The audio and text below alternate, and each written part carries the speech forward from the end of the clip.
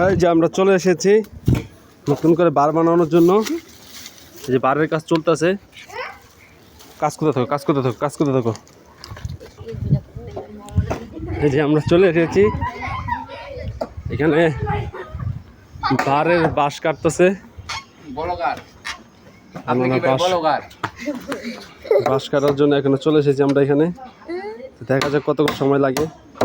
বলা হয়েছিল রাতে করবে, কিন্তু হয়তো রাতে ওনারা ব্যাডমিন্টন খেলবে মনে হয়, এই কারণে এখনই না ভাইয়া বলো কার। যাই হোক আমরা কাজ করতে থাকি। এই যে এখানে অলরেডি বাঁশ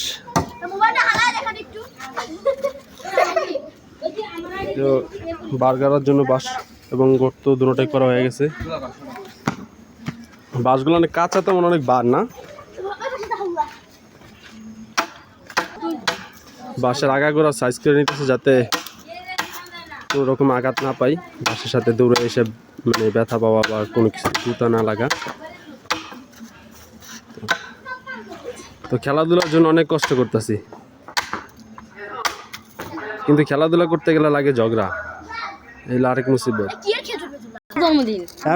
সাপল ডালো এই সাপলটাতে আবার একটু গুতা মার, সাপলটাতে আবার একটু আলগা কর মাটি। হ্যাঁ, বেশি চারি মুড়াতে বেশি লইস না, কারণ এই জায়গাটা হলো খদ্দা বেশি, বুঝছস?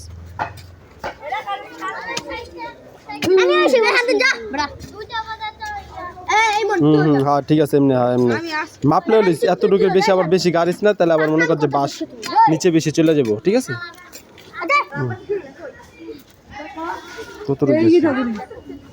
বাস। আর তাহলে বাঁশ আর কাটবি।